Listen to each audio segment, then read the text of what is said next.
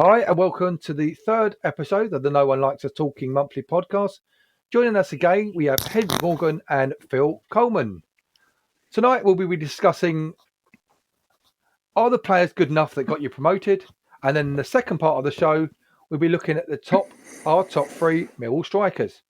So, gents, since we last spoke, the Lions have had a few good results, one poor one at Luton. What are your thoughts now we come to the next international break? It seems like we're putting the monthly pods out the international breaks each time. But what are your thoughts? Start with you, Henry. I think we've been doing all right, to be perfectly honest. I don't. There's obviously. I think something I need to mention is that for some reason Gary Rowett seems to be getting a lot of criticism from some quarters, mainly around the system he's playing. 3-5. Some people don't like 3-5-2 or 5-3-2 at home. They want us to go back to 4-4-2, which I mean, I can't really get my head round. But some very interesting discussions as well about how we kick on and how we move on as a football club going forward to take that next step. And I think we discussed this in the first podcast, gents, which was about, okay, so now we have really consolidated ourselves as a championship club. I think a lot of people would acknowledge, and you look at the players that we've got are now championship quality players. How do we kick on? And people will start. There was one. I was in a conversation with someone at the weekend on Facebook that was they were talking about Brentford being an unfashionable club and doing X, Y, and Z, and them being able to move on to the next level. And I thought that was an interesting point. And I've always said a couple of things about Brentford and about how we would move on and about how we could grow. But a lot of their scouting comes from their chairman's company, which is a betting company, but that does a lot of research on players over 90 different leagues across the world, and then they scout those players, they get them, they bring them to Brentford, they sell them for more money. And I was just thinking, okay, well, look, if we wanted to get to the next level, and I think one of the issues that we've been having, and I don't know if you would agree, is around strikers. And I think we said this at the beginning of the season. We saw it on Saturday against Derby. We're just not quite there with that cutting edge. We just don't quite have it. I mean, Afobe's very busy, does lots, but you know, again, there's a reason why we managed to get him and get him so cheap, and that's because he's a more of a Lee Gregory style striker, I would say. And I know Lee Gregory's going to come up a bit later, and I love the man, but prolific he was not always, certainly not in a championship. But look at someone like Ivan Toney, okay? And I thought, okay, well, let's look at Brentford's model. Let's look at what they purchased Ivan Toney for, thinking that it would be a reasonable sum of money. It was in the region of £5 million plus add-ons. Really? Now, yeah. And I'm just like, so what we're talking about there is, I mean, we haven't signed £5 million worth of players. Probably if you added Leonard together, Wallace, Saville, even though we got Saville back almost like on a buy one get one free, didn't we? We just waived the rest of the fee. But I mean, that shows you the kind of spending that is needed. And then how much do you think he's on a week? I mean, I've got no idea. You could probably look that up, but he is. I'll tell you something now, he wouldn't fit into our wage structure. So for me, that's where I think we are. Just to interrupt there, I heard this weekend, and my new boss is a massive Fulham fan, and she said it's ridiculous, and she can't believe what he's being paid. Mitrovic is now in the Championship on $100,000 a week. I think it just, like, genuinely, like I would love to be one of those optimistic people talking about the football club kicking on, but unless mine some diamonds from the rough, which I think is so much more difficult than it was because of people like Jamie Vardy, because of people like Lee Gregory, I think it's a big struggle. And I think actually Gary Rowett's doing very well with what he's got. That's the point I'm trying to make. Yeah, very much so. And I just can't disagree. And do you know what? This weekend was really frustrating. I knew Derby would be a banana skin. Look, if they ain't got 9 points deducted, they're 3 or 4 points behind us. They're not a bad side. No, they're not. How many championships couldn't? I know he's a little bit past his prime, but have Jagielka in your back too. You know what I mean? What's he on a week? Exactly. I mean, they've had points deducted. This is obviously for another show. But these teams that seem to get these point deductions because they're being financially mismanaged still have Rooney in charge, people like Phil Jagielka, and a sizable wage bill, which I think would probably be 3 times what ours is. Well, exactly. Look at can you imagine what Tom Lawrence would be on? He's a decent exactly. Time. Exactly. But that's what I mean. I thought Saturday was always going to go the way it goes. I thought we were lucky not to win that outright. To be honest, I thought the bloke who got sent off should have actually gone in the first half for the two challenges on Malone over there. But it's just one of those games, and to be honest, it was always going to be that. And as soon as it went down to 11 against 10, we weren't going to get the result. We're not Fulham. We can't do what Fulham done to Blackburn last week. You know what I mean? And that's the difference with us. What are your thoughts, Phil? Hi guys. I've watched the last few games, the Luton, Sheffield, Stoke, Reading and Derby, and apart from Luton, which was just classed out as a write-off game, we just wasn't at it.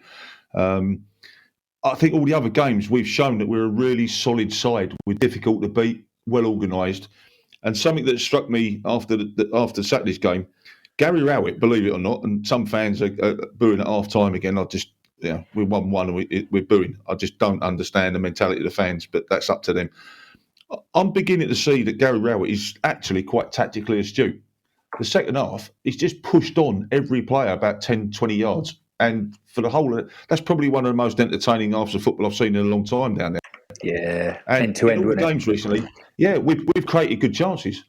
You know, we could have won that game 4-1. Now, going back to what you just said, if you're going to try and unearth a little diamond, someone's going to pay 2 million when they're 15, 16 years old and take them off you like they've done. Man City's just nicked 2 of our youngsters the last couple of years, 1 million and 2 million. Everybody's looking for the diamond. They've got scouts trawling the world for a diamond. And when you get a diamond like the boy Haaland, he was offered out as a poor, lanky sort of like lad at 15, 16 years old for 100,000. Now you're going to be paying 60, 70, 80 million for him. You know, so they're few and far between. The Vardys are few and far between. And as you say, the minute you get hold of them, Millwall are never going to turn down £10 million for somebody who's 21 that you've nicked from a local park. I can quote you the boy Lamano Lualua. He was playing football for his college on Hackney Marshes. And Colchester United got him for nothing and sold him a couple of years later for 2 million. That ain't going to happen again. So all these little diamonds. But that is the difference. I actually think if you played Benik Afobe and said to him, I just want you to be a tapping merchant, he's getting in there. He's only getting 1 or 2 chances, but he's getting in there. Next thing is the service. Well, that's the top third. That's the most difficult thing in football. That's why you pay 100 million for a Grealish or a Foden or these people, because the top third, the cross, the finish, the nipping in and having a little sniffer. You know, the people over history, Jimmy Greaves, Alan Clark, Gary Lineker, these types of people were worth their gold dust because they had a sixth sense. They knew where the ball was going. I played against Derek Howells, stood around the whole game, scored a goal. I played against Pop Robson, stood around the whole game and scored a goal. They had a sixth sense. Now, these people are going to cost Millwall, I don't know, a half decent one would probably cost 15, 20 million. We haven't got it.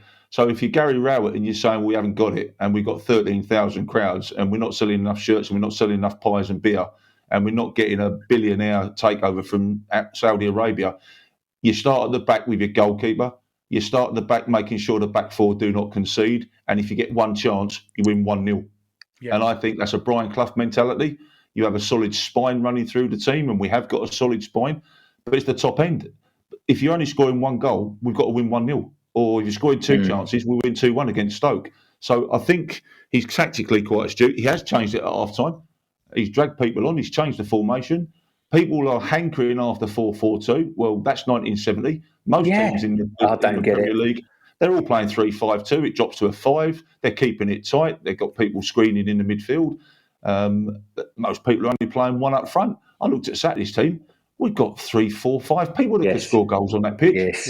It's not a defensive side at all. What you might say is that the 2 wing backs, one should be crossing and one should be heading it in the net on the far post. Well, the other thing, Phil, I was going to say, sorry to talk over you, mate. The other thing I was going to say is that we last 3 or 4 seasons, last 2 under Harris, actually quite a few under Neil Harris, and this isn't a criticism of him.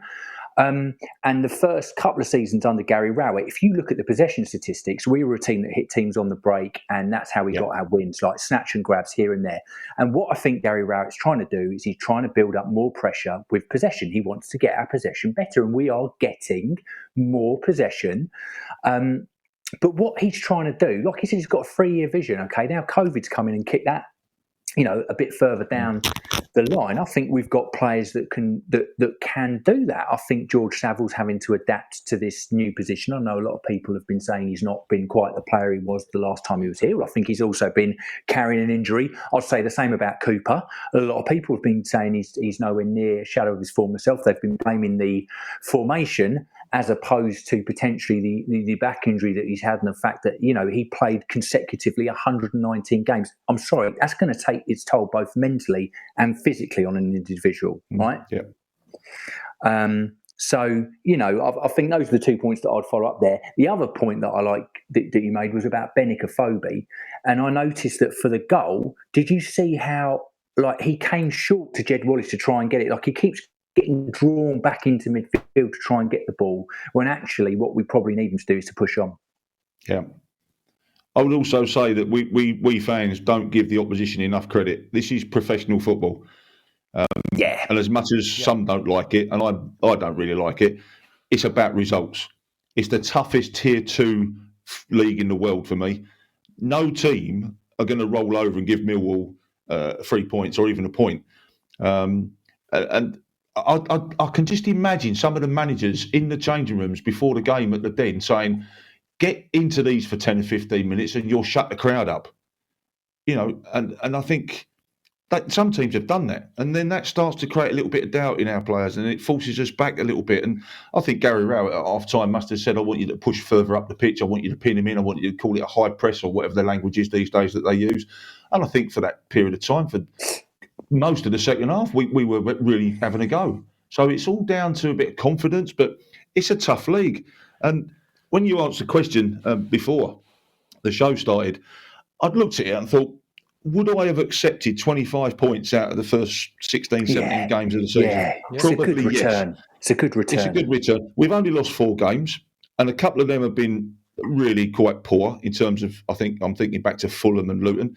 We're 15, 20 points from safety with all those games still left. Well, let's get the 40 points, 45 points, and then who knows where we are. That could be done end of January, perhaps, if we're being positive, because I'm always half full. But I just looked at, we're a solid team. We've improved. We've had a good run. Most fans, I would probably say, would take 25 points out of 17. Is it 17? I think it's 17. All things considered. And to add into that, Phil, if you're looking at the playoffs at the moment, 1 or 2 of those teams aren't going to be around in the next couple of weeks. They're going to drop off. They've had a good start to the season.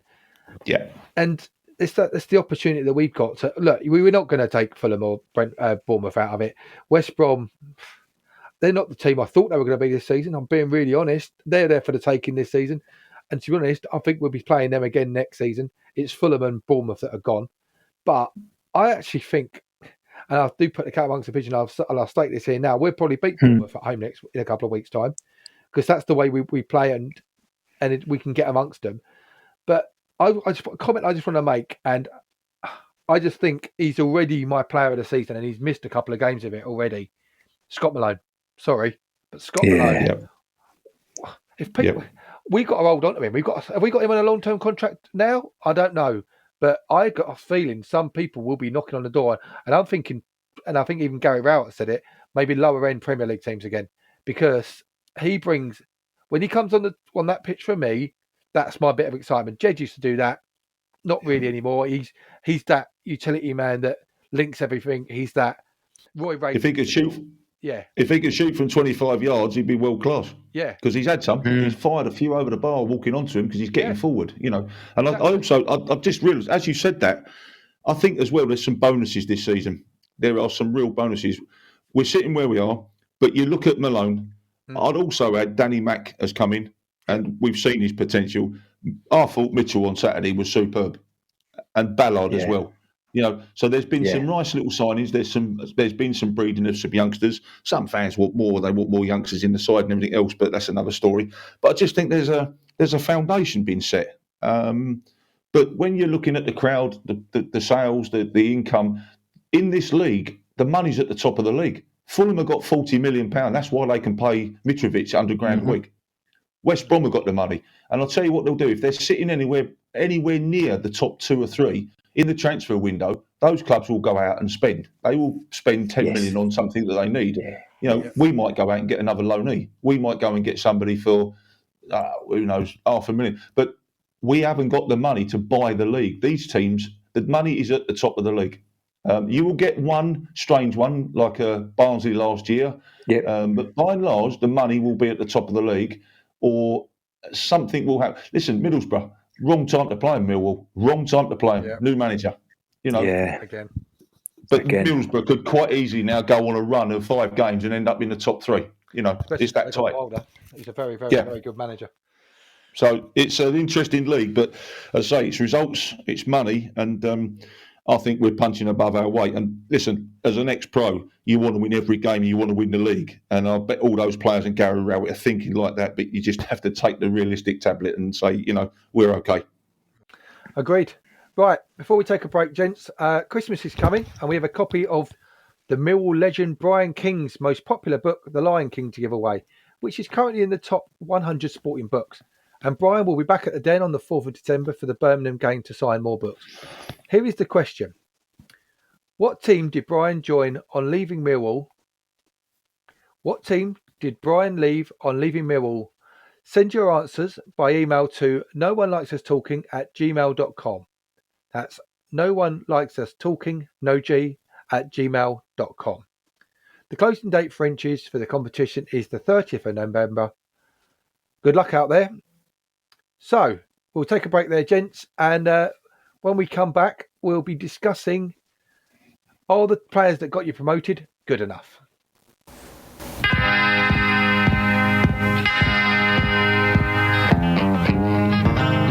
Hello, this is Josh Beach, and I just wanted to let you know that on the 20th of November, I'll be running a half marathon in Nashville, Tennessee, USA, on behalf of the wonderful MCT, the Millwall Community Trust, who do some incredible things for our South London community and beyond. If you'd like to sponsor me, you can head to my Instagram page, which is /Josh Beach, BEECH, like the tree, and click the Just Giving link in my bio. If you can chuck me a couple of quid or whatever you can spare, it would be much appreciated. Let's raise some money for the Millwall Community Trust. Come on, you Lions.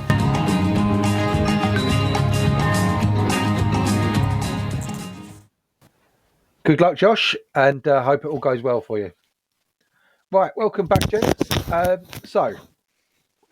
mentioned this before we come on air, and it really got my goat. So I'm going to go straight into it. So I was driving home from the Derby game on Saturday, and I was thinking, what can we do for the first bit of the show before we go into the second bit about the strikers? And it was at that point when Sam Matterface, who, as I say, look, he's excellent.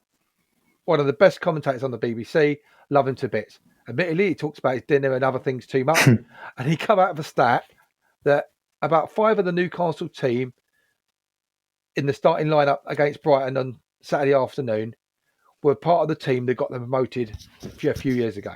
I think it's about 3 or 4 years ago now. Sam then made a comment saying that was mismanagement. I nearly crashed my car. So basically, it's a couple of things. So his co-host didn't respond, so that was a good thing to me. I think he obviously thought he must have been on something. I won't say what. But how is that mismanagement? Basically, are you saying that anyone that gets you promoted, let's look at a 2-year cycle. Millwall get promoted, and you can honestly say, if I look back at the team now, there's about 3 or 4 players that are still floating around our team that got us promoted from the first division to the championship. And as Neil Harris said in the Wall Talk interview the other day, he would not have been able to sign those players if he hadn't got promoted that season. So I don't know if Newcastle were in the same situation as us. I don't know where Sam Matterface was coming from, but I'll make a few comments here. Do you have to buy players that are good enough for the Premier League to stay in the Premier League? Sometimes the players that get you promoted can be good enough. They just need that extra bit of training, or they might have even dropped down, come back up, etc. Look, why aren't the trainers good enough? Why do you have to go sometimes and buy that £200 million player? I know I'm exaggerating, to keep you in that division. We were just discussing it, like we were just saying just now about Mitrovic. You stick him in the Premier League, he's never done it. I think last season he scored 4 goals. This season he scored 20. Just shows you where he sits and what type of player he is. So why do you have to buy to success?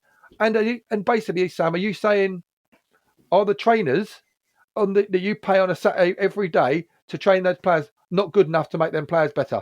That you have to buy better to replace them. Sorry, but to me, there's something wrong there, and I think Sam Matterface was totally off the mark. I mean, I'd love to hear Phil's thoughts on this as an ex-professional. Phil, what do you think? Can you? I've got some thoughts here and a couple of examples I can think of immediately. But what do you think, Phil? Because I know that obviously you must have seen that because you were around the time we got promoted. So kick us off, mate. Well, we can extend the programme by 2 hours because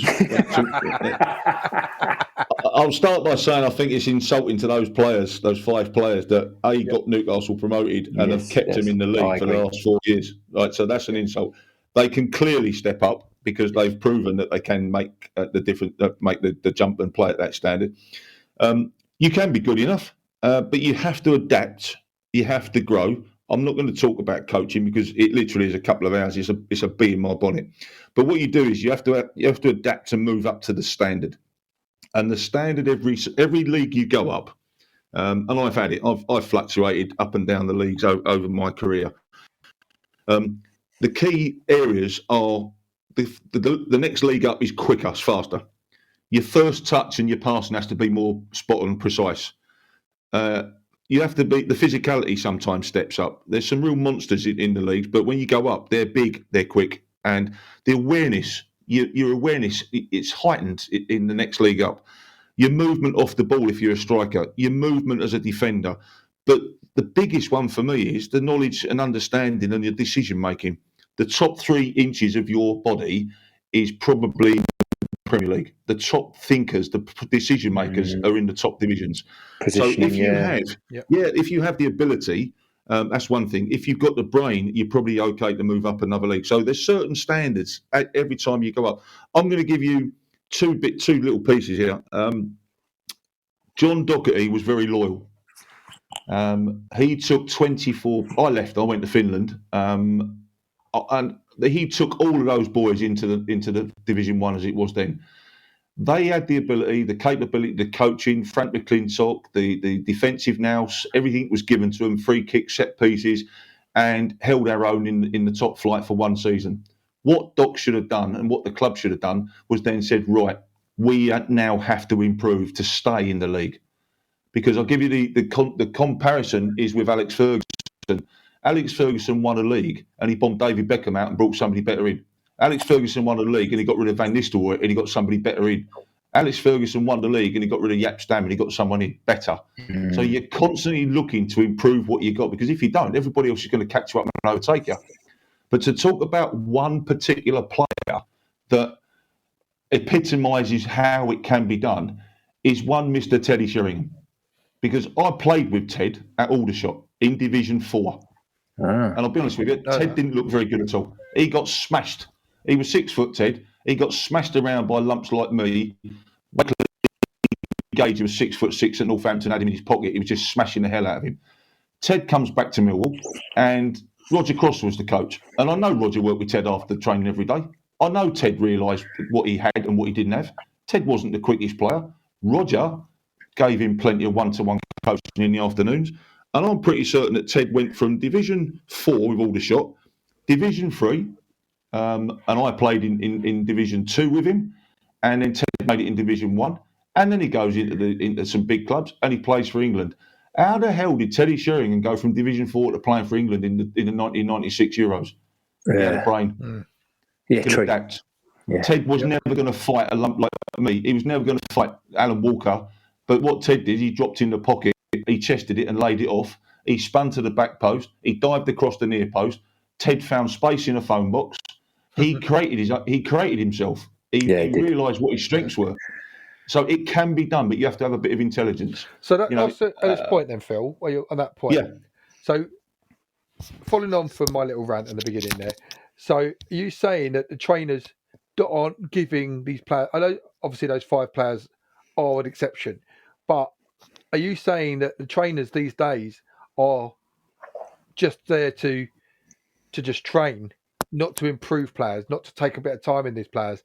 I know obviously we've got exceptions to the rule, like the Newcastle players, and you can even go back to a player we were talking about just now, Ivan Toney.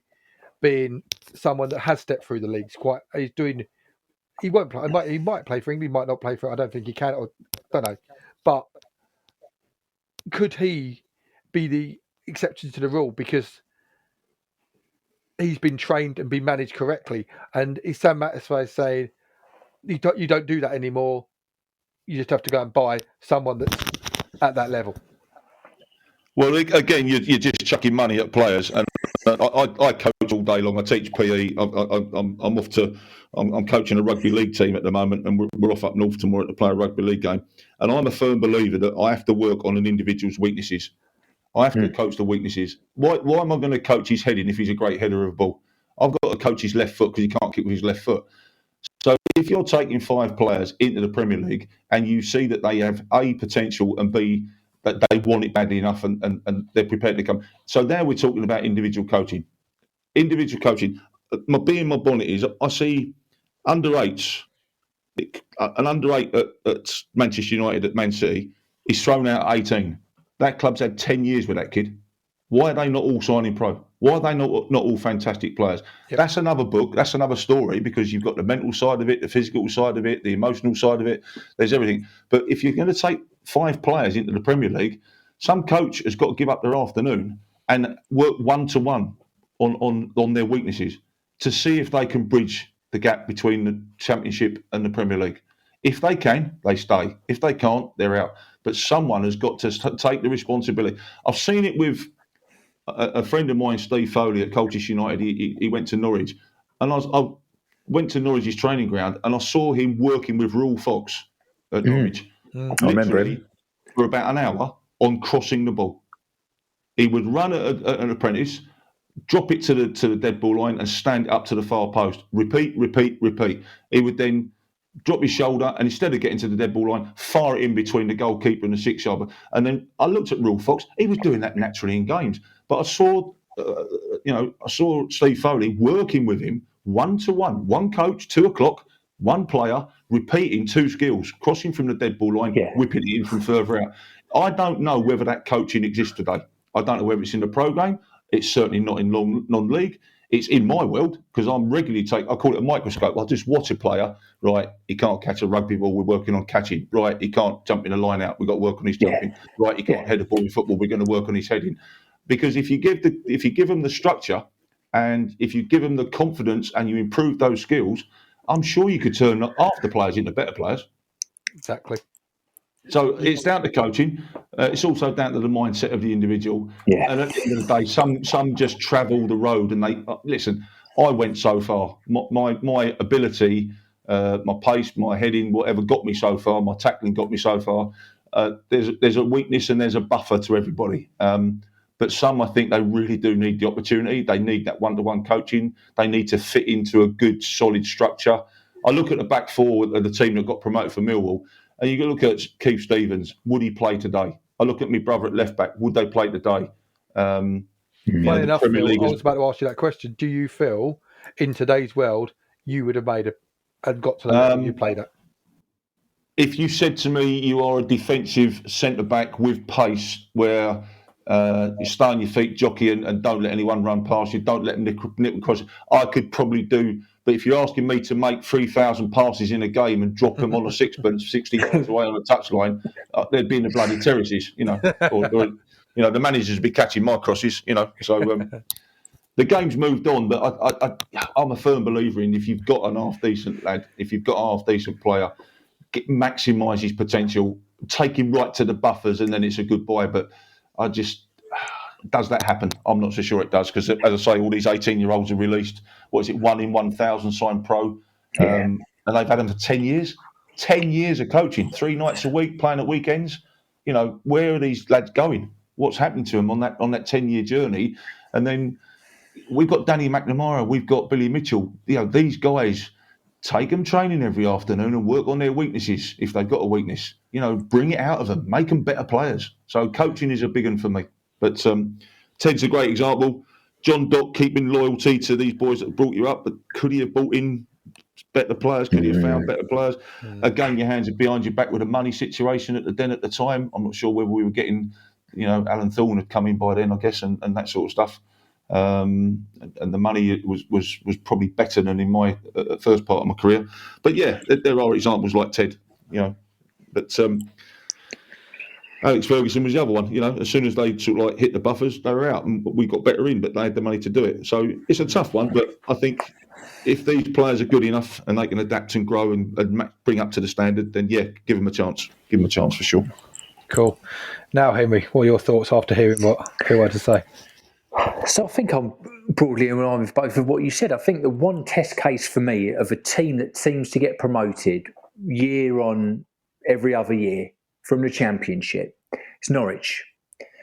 And when they get promoted, they do not spend a lot of money, ever. I think they might adjust their team and, bring in the odd player here or there, but nothing that breaks, A, their wage structure, or B, the bank.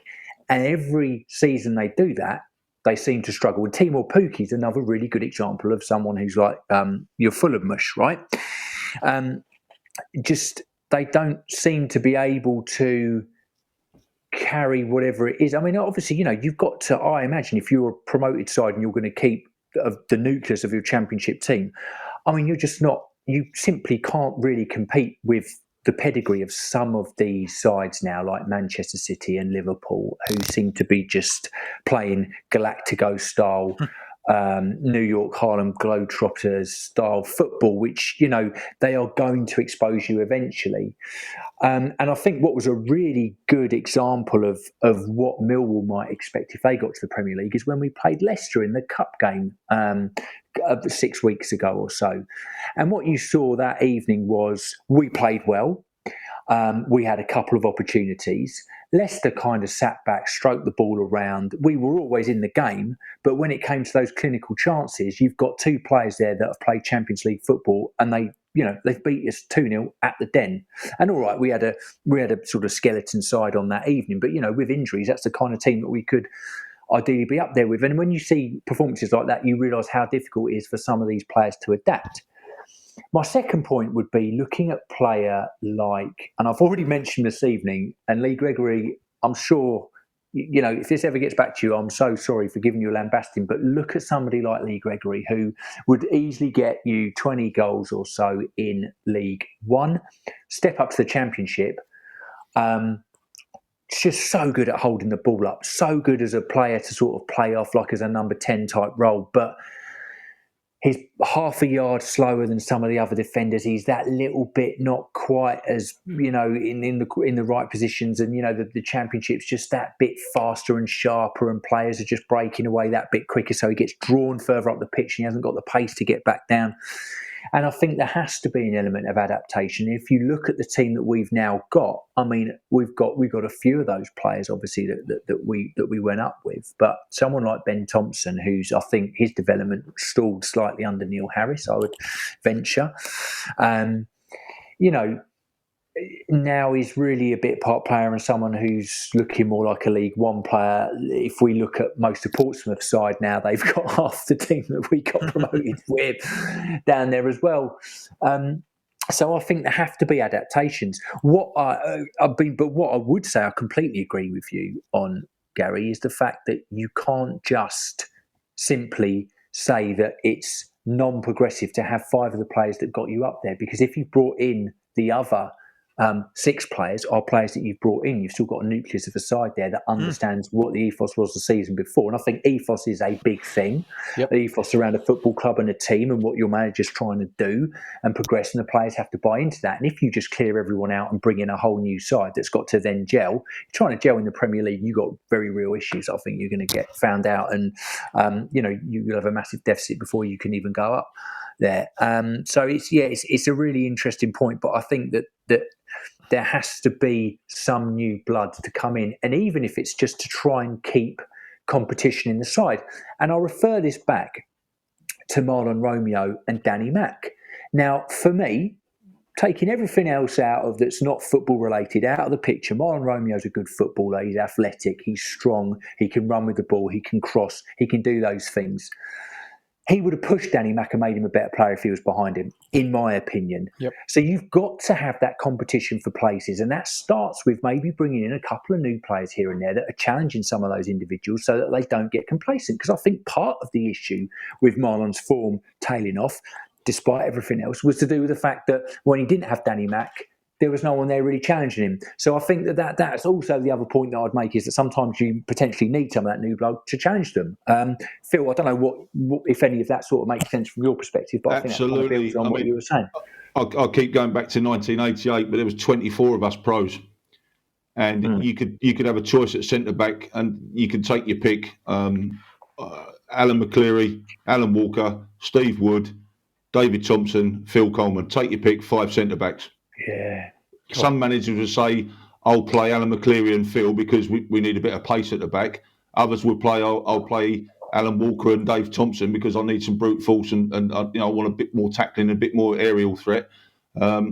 Me, Danny Salmon, Keith Stevens could play right back. There was competition for places, but you had to fit into the team and you had to be on a par. Listen, what midfielders at Millwall at the time were on a par with Terry Urlock and Les Briley?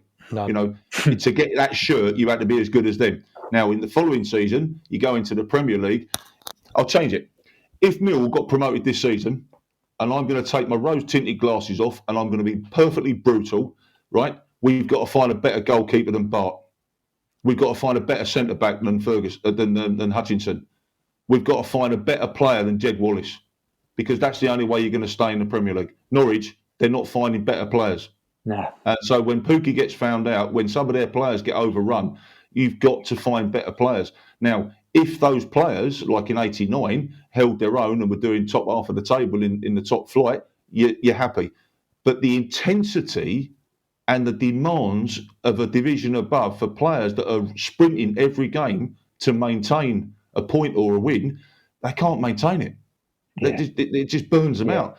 And I think Gary Rowett has done a good job. He's dropped players out after a couple of games. He's brought them in. I actually believe he's seeing the long game. He's playing till April and May. I agree, Phil. And I thought that last season as well, when he was doing that, and he brings in Evans every now and then for one of those night games away from home somewhere, and you're just thinking, and people are giving him stick and going, well, what's he doing that for? I'm like, well, you're playing 46 games plus Cup, plus FA Cup, plus, it's a long old season in the Championship, isn't it?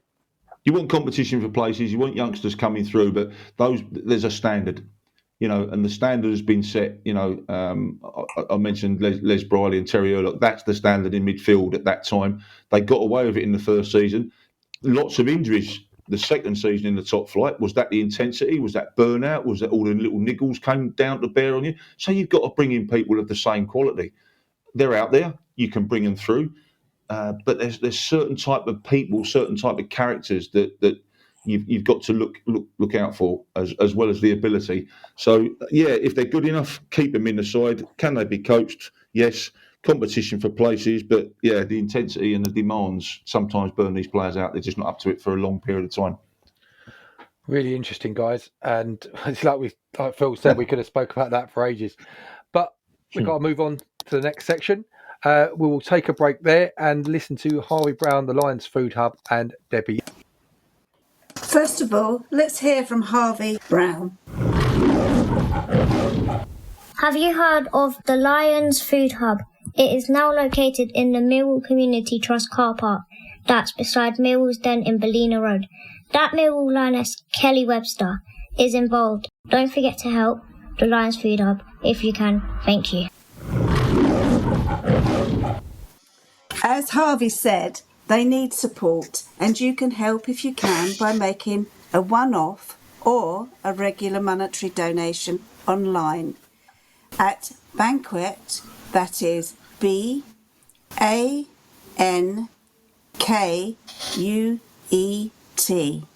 or on a Saturday you should make donations pre-match at the hub about 50 metres down from the Lyons store. Alternatively, you can also contact the team via their Twitter and Facebook sites. Thanks, guys. And I'm back with the No One Likes Us Talking monthly podcast team of Henry and Phil. great chat just now, guys. But we're now going to move on to something a little bit different. With a couple of players we're going to talk about now have already been mentioned. But I'm going to get the ball moving with our personal top 3 strikers. But before I do that, I did promise Phil that he could talk about his friend, colleague, and I'll let Phil take the floor for a couple of moments.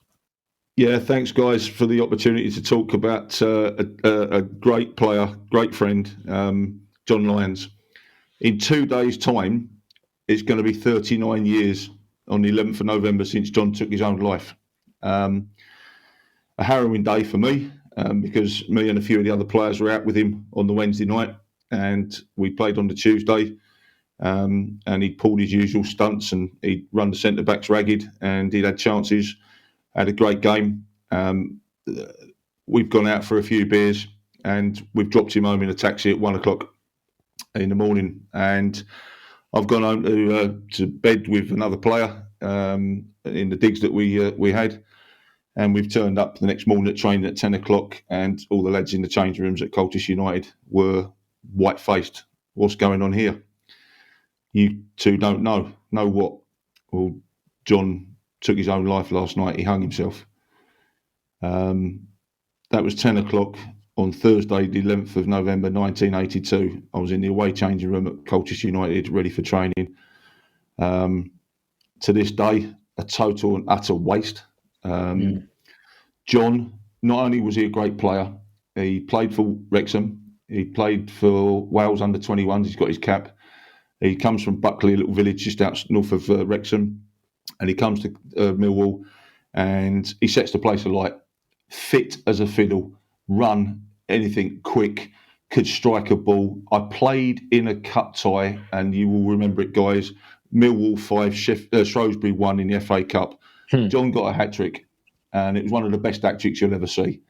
I actually signed the ball. I took it round to all the players in the change rooms after. I managed to get the ball off the referee, and I managed to something. I think it's the right thing to do. You sign it for Lyons, and I gave it to him. And John was also one of the funniest blokes I've ever come across. He'd get a beer mat, he'd stick it on the end of his nose and scream out in the whole pub, "Who threw that?" He was the North Wales champion of everything. If it was pea flicking, he was the North Wales championship winner of pea flicking. If it was table tennis, I'm the North Wales table tennis champion. If it was walking on one leg, John was the North Wales walking on one leg champion. He had everybody in stitches. He was the life and soul of the party. For him to do that and feel that he had nowhere to go, to take his own life, we had no indication of it. We had little snippets after his girlfriend said, he was struggling, but then we had no indication because he bought a beer barrel. He was moving into a brand new house. She was coming down from Cambridge to live with him. He was having a Christmas party as a housewarming. We had no indication because he was so bubbly. But John obviously had demons, and if there's any guys and women out there at this moment in time, that please speak up. Call me. You can get hold of my phone number. Call anybody, but you've got to speak up, because one thing came about. John said something a few months before he took his own life. He actually said, "The crowd are on my back. If things don't improve, I might as well top myself." Now, we laughed that off because not a cat in hell's chance did we believe that. How could fans at Colchester United, absolutely, there's nobody at Colchester United going to have a go at John Lyons. He was scoring goals for fun. He just bent one from 20 yards around Peter Shilton in an FA Cup replay. Where John got that from, but I never heard it. Another player heard him say it. That was his cry for help, and nobody picked it up. So I know we're all getting into this world of flakes, and this is everything's a bit. But some guys have still got this mental toughness where they're not prepared to speak up. But I will say I'm incredibly proud of Millwall fans as well, because I went and signed for Wrexham on loan for 4 months, and I was up there in digs in a hotel, and I went and visited John's mum and dad in 1983, a year later. And his dad, forget the cup of tea, Phil, won't be a minute, and he just comes back half hour late with 24 cans of beer, and we just necked the old stinking lot talking about John with his mum, And he took me upstairs to John's bedroom, and in his bedroom was his Welsh caps, and there's that Millwall ball signed Shrewsbury hat-trick still in his bedroom. His bedroom was untouched a year later. emotional. I went back every week, and me and his dad had a beer every single week. Every Wednesday afternoon after training, I'd go and pop round and see them. Lovely people. And about two or 3 years ago, I went back to Wrexham, and I went to Buckley, and I went to the graveyard, and there was a fantastic headstone there with his mum, his dad, and John, and underneath it is a plaque, like stone plaque, remembering John Lyons from the Millwall Football Supporters Association Football Fans Club. There's something engraved there. So Millwall fans have gone to Buckley in North Wales. It's about 280 miles, and they have put that on the bottom of his stone. So whoever did that, thank you, because to this day, Lyons, he cuts me up.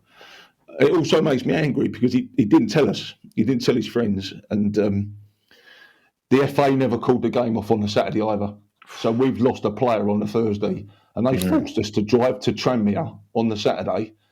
And I tell you what, guys, to this day, Tranmere never knew what bloody hit them. I mean, I think we beat them 5-1 or 4-1. They didn't know what hit them, and the players were going off sick at half time, throwing up because of it, the emotion.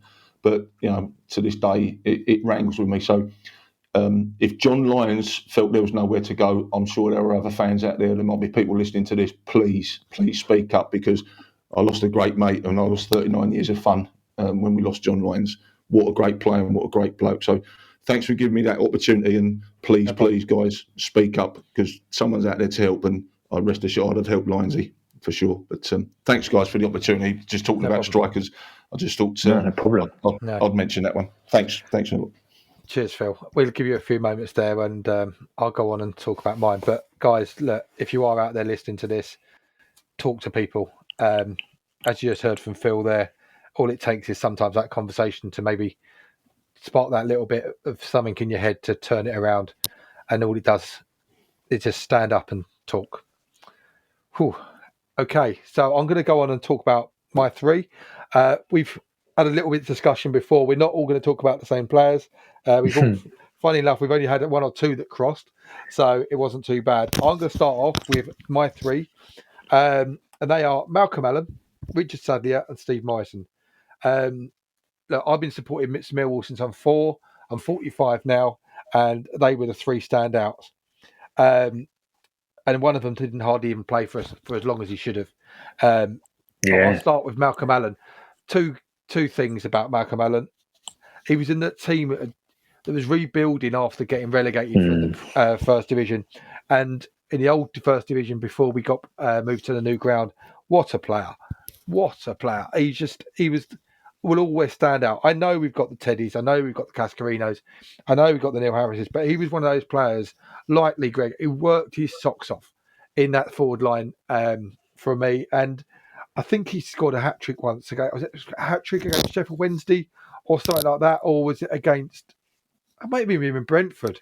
We were in on that little run where we scored about 14, 15 goals in 3 games in that. That's right, yeah. In that season. And what a player. And he's just a little Welsh guy. And even some of the ex-Welsh players who talk about him just say what a player he was. I think we've had him on the show a couple of times. And Malcolm Allen will always stand out as one of those players for me. Okay, next up for me, I'm going to keep mine quite short because I know Henry and Phil have got a lot to say about this as well. Next up, Richard Savlia. What a waste of a talent. What a waste of talent. Everyone, and I can't remember who it was talking about it the other day. I think it might have even been Neil Harris, again on Wall Talk, was saying he was head and shoulders, when he was fit, above every single player. He would have gone on to play with the Premier League. He would have gone on to play about 50, 60, 70, 80 caps for Republic of Ireland. And what a play. If I look back at some of the videos, when he was playing, that was a team. It was Claridge, Harris, Savlia, and there was one other, wasn't there, in there as well? There was another one missing. But those three were just alternating between the team, and they were all so happy with each other. And Savlia was just had everything. He had on the floor, he could win a header, he could go past players. He was that modern forward before modern forwards like Van Nistelrooy and all those were coming about, etc. He was that forerunner of those, and he would have gone on to have been our biggest ever selling player because he was that good. And then last of all, our own prodigal son, Steve Morrison. who after recent times and what he's doing at Cardiff, I think if Gary ever does decide to move on from us, he will be our next manager. Going about it, look, he's had 3 results recently: a draw, a loss, and a win on Saturday. And I thought, you know what, he thoroughly deserved that win on Saturday. I've watched the highlights, and what he done for us. He come along as trying to think who he come from, Stevenage. Yes. Signing from Stevenage. And he took about 20 or 30 games to get going. I think everyone was getting on his back. I think he scored 1 or 2 goals. Then all of a sudden, I think with that rest of that season to go, he scored 15, 20 goals. And all of a sudden, he was that player we'd signed and went on from there. And if I'm right in saying, wasn't that the season we faced Huddersfield and then got beat? Or was it Leeds? And then got beat in the... Leeds lost to Scunthorpe. To Scunthorpe 09. 08, 09, yeah. And then we went on... 09, 010. Yeah, 09, 010 and done what we did. Swindon. I always say in that Swindon game, we had another level. We didn't even go up to our main level in that game. We knew we were going to win that game. I think every player on the pitch knew we were going to win that game. And then he went off to do what he did, going off to Leeds and Norwich respectively and stuff like that. But I think even he knew where his heart lay. And coming back, and he was the second time he come back, he wasn't quite the player. I think he was during that Leeds funky time when everyone was an idiot. And I think I said the other day that even Matt Smith was playing up front with him at that time for Leeds. So such a strange time. And then he came back and he formed that partnership with Gregory. And, well, we've all seen that stat. And look, how many first division players, what partnerships can form that? So they were my 3. Malcolm Allen, the legend that he is. Richard Savlia, unsung. But, I just love to see more of him. I even prayed sometimes that he would get a miracle that his back would just make himself better. But look at the career he's gone on to have now in television.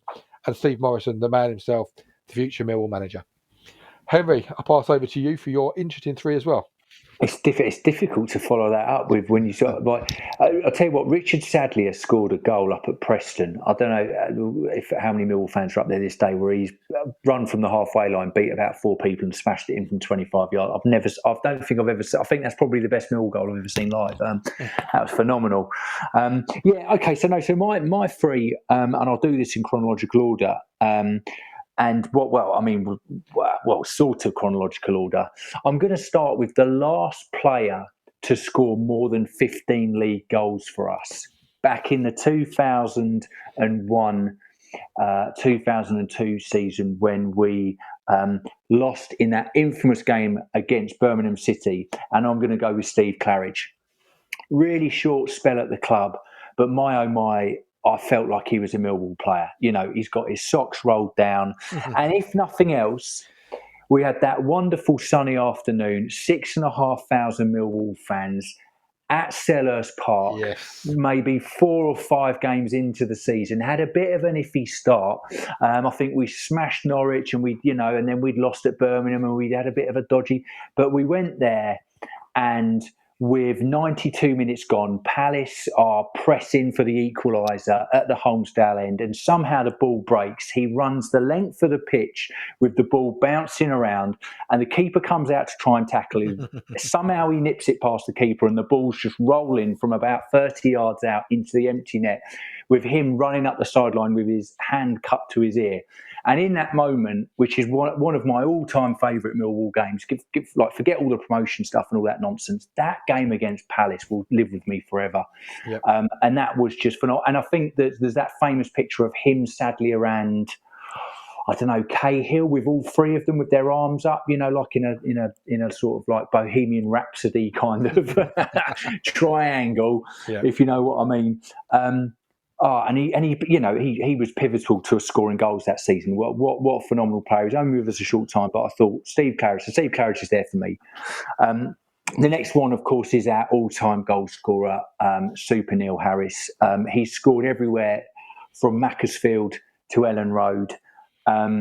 It goes without saying, before he got his testicular cancer, one of the quickest Millwall players I think I've ever seen on the pitch, with the exception of Abu Fofana, if anyone remembers him, because he was also rapid to a different level. But yeah, what a player. And did it in both what is now League One, which was Division 2 back then, and also in what is now the Championship. Scored at all levels for us. Remembering his goal against Crewe, which obviously got him the record, which is a long time ago now as well. When I think back, it's it must have been in what, 08, 09? Yeah, was it 2010? Yeah. But Super Neil Harris, there's not much more you can say with someone who's scored over a century of goals for us. There's very few people in that camp, and he'll always be there. He made a comment the other day to someone to get near him, they would have to be averaging over the next 4 seasons 25 goals a season. And as we were discussing earlier, there's no one in our team that's going to get anywhere near that at the moment. It'll be interesting to see what our next generation of strikers begins, because we need someone to come through young, like a Richard Savlia, and do something like that. It's unbelievable. And my last one might surprise a few people after some of the comments that I've made, but it is Lee Gregory. And I will forgive him the double penalty miss up at Oldham on a freezing February or March day, where we drew 0-0, and somehow he contrived to miss a penalty in the 89th minute and then the 93rd minute, which I've never seen and hope I will never see again in my lifetime. But no, fair play to him. He gave me a bottle of Bud outside Scunthorpe's ground after we beat them 3-2, and I was in the mother of all traffic jams trying to get out of the bloody car park there on the Sunday night. Yeah. Came out with a few of the players. I was still there about 45 minutes later. Lovely bloke. A true gent, worked his socks off. There is not anybody else that I've seen in the modern era that I think epitomises the work rate of what this football club is about. And I'll go back to a Tuesday night at Sheffield United where we lost 2-0, and I think that may have been the season they went up with 100 points, I think, from League One. But there was somebody, a left back, faffing round with the ball on the halfway line, and Lee Gregory runs from the other side of the pitch. He must have done 40 or 50 or 60 yards, slides into him. Anyway, wins a throw-in, but it just, we're already 2-0 down. People are already we're having punch-ups in the stand because we can't stand the fact that we're now probably not going to make the playoffs, etc., even though we did go on to make the playoffs. But it just epitomised it. And there were just a few of those iconic goals. I think the game up at Scunthorpe for me really stands out as one of those moments. And also he was brave. And I think of the goal that he scored at Leeds, the goal that he scored against Bristol Rovers, where he smashes himself into the post. He had absolutely no regard for his own self-preservation. And he scored a lot of goals for us. There's no two ways about it. I think he's 6th or something like that or 7th on our all-time goal scoring list. So those are my 3. And it's also nice to see he's doing well again at Sheffield Wednesday. Like you say, yes, he is. Dropping down that division, he's scoring goals for them and doing well. I do want to mention one player you did. We're not going to talk about him for very long, but one person you did have on your list, John Kerr. And just to give him a nod, because he did score the first ever goal at the new ground. He did. He was making your list at one point until we discussed earlier. But give me a minute on John Kerr as well, just to add him into the mix. Just underrated, and I can't now. I mean, I was only 9 or 10 at the time, but I just remember him scoring some goals the season before at the old Den. He was in and around the team for about 3 or 4 seasons, I think. But he went into that season at the new Den, and like you said, he scored against a team that had Luis Figo in it. So I mean, he can't be that bad.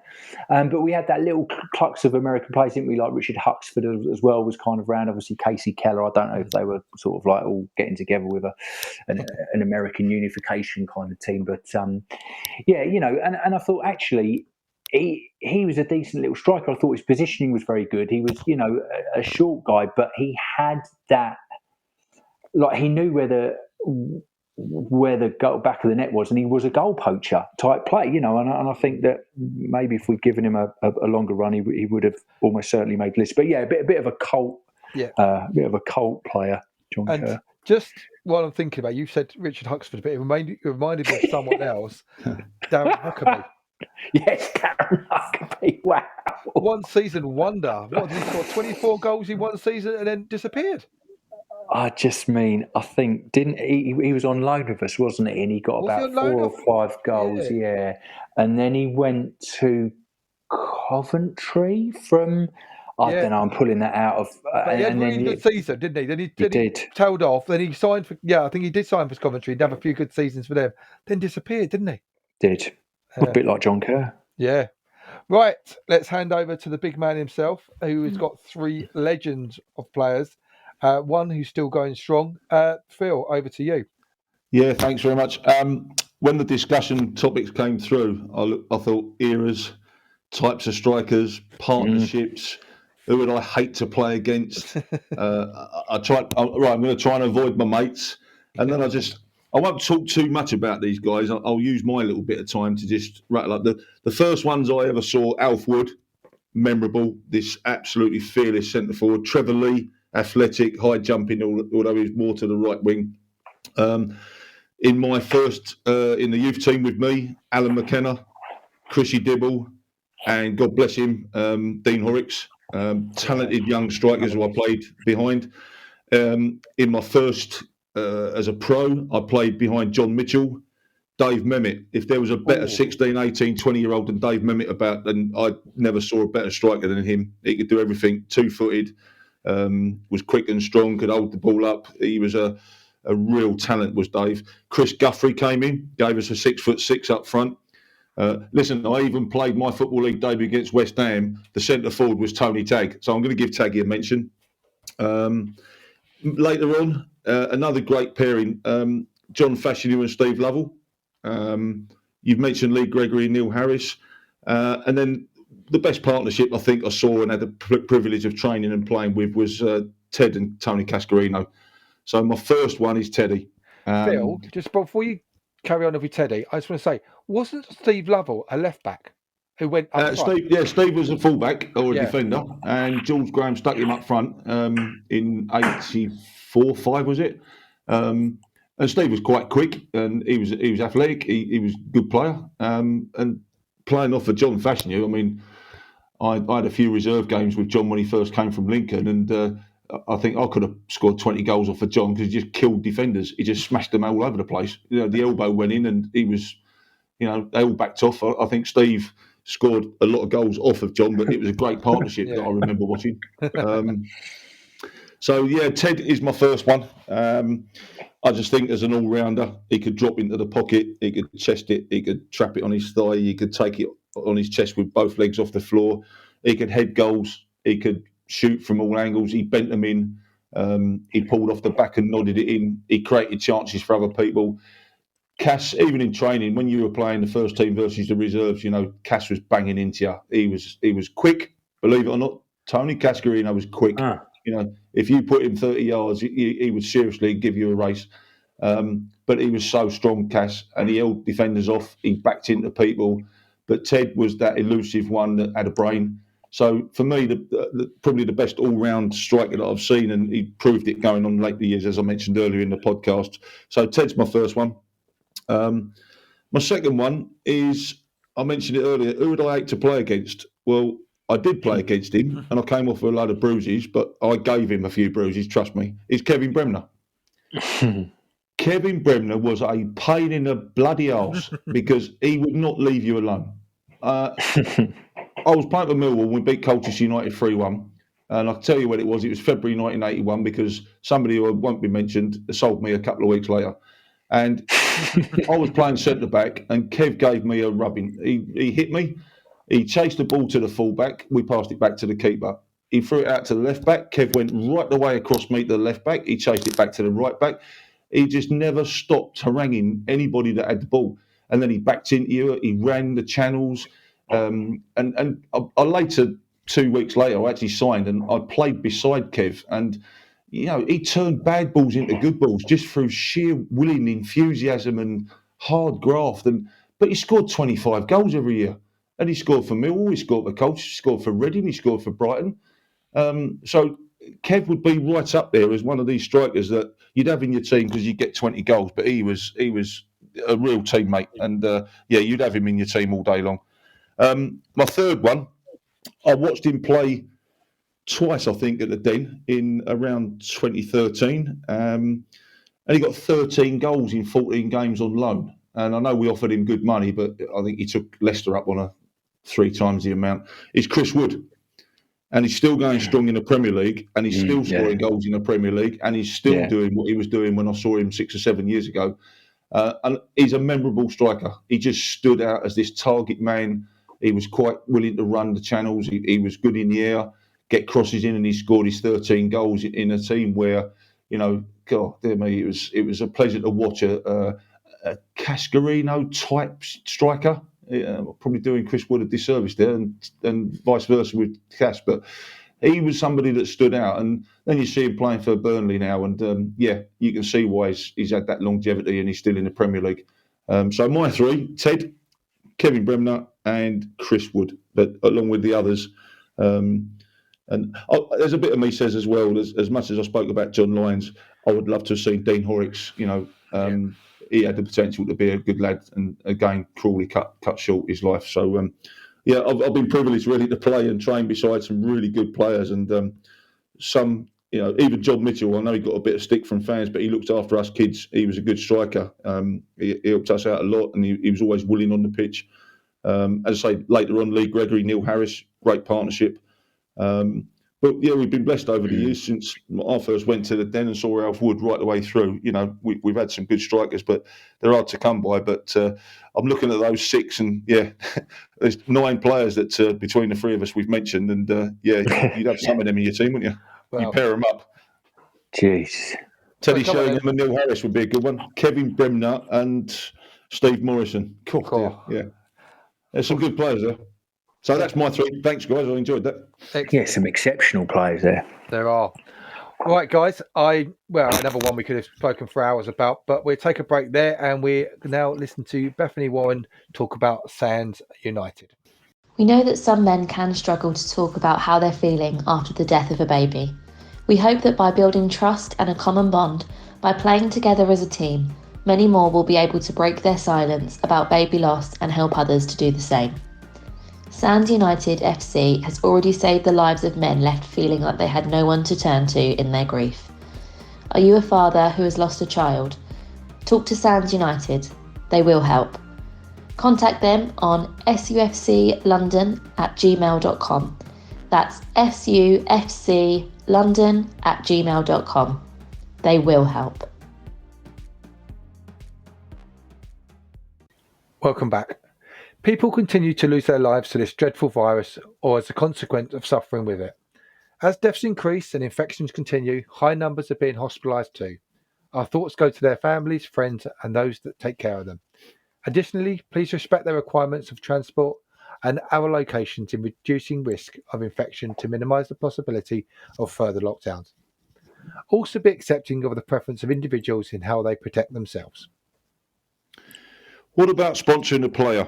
Enjoying a great executive lounge VIP package with family and or friends, or just getting behind the club in a number of different ways, and that includes business propositions from advertising and sponsorship. Just contact the lovely Andrew Steed or Marcia Wood in the commercial department to find out more. The Lyons Royal magazine has not hit the streets yet. Editor-in-Chief Ace Smith has returned to the Den last Saturday, and we will let you know when the magazine will appear. Thanks from me. Don't forget, player sponsorship for the Lionesses is available as well this season. Why not share the burden between a few of you or even a couple of companies? If you can give them some added support, you can find their details on their website. Just put Millwall Lionesses into your browser and you will find them easily enough. Lastly, the Lionesses are also still recruiting at the moment. If anyone's interested in coming down to St Paul's and joining the unbeaten in 7 games Lionesses, then they need to go to St Paul's, Salter Road, Rotherhithe. And you can email recruitment@millwall-lionesses.com. I'm going to repeat that for you. recruitment@millwall-lionesses.com. Or direct message either their Twitter account or Instagram account, Millwall_LFC. It's good night from me. Tim Sells of the Millwall Community Trust is delighted to announce that we will soon be offering children and young players the opportunity to attend our Millwall Community Trust Player Performance Pathway. The player performance pathway has been designed to create a clear route into the Millwall Academy for players with their required ability. The new pathway will also create a performance squad to represent Millwall Community Trust in the Junior Premier League for the 2022-23 season, as well as the development squad, who will compete in showcase games over the course of the season. We aim to hold trials soon, so if you're interested, please email me for a form and we'll send you a link back. Once completed, we will then contact you about the upcoming trials. This is a fantastic opportunity for players who want to take their game to the next level. Email me on tsells@millwallcommunity.org.uk. That's tsells@millwallcommunity.org.uk. Don't forget, you will be able to listen to the No One Likes Us Talking team bring reports from our games both home and away. It's George Lampy from the Den this Saturday. There are also updates on Millwall Community Matters too. Listen to Millwall Maritime broadcasting on 96.5. Lastly, we'll be back in a month's time with the No One Likes Us Talking podcast team. Until then, thanks to our panellists tonight, Phil Coleman and Henry Morgan. We'll play out this evening's podcast with the words from the poem The Fallen by Robert Binion and the last post in memory of those that have made the ultimate sacrifice. Goodbye. Goodbye, guys. Thanks very much. Thanks, Henry. Cheers. Thanks, Phil. Cheers. They shall not grow old as we that are left grow old. Age shall not weary them, nor the years condemn. At the going down of the sun and in the morning we will remember them.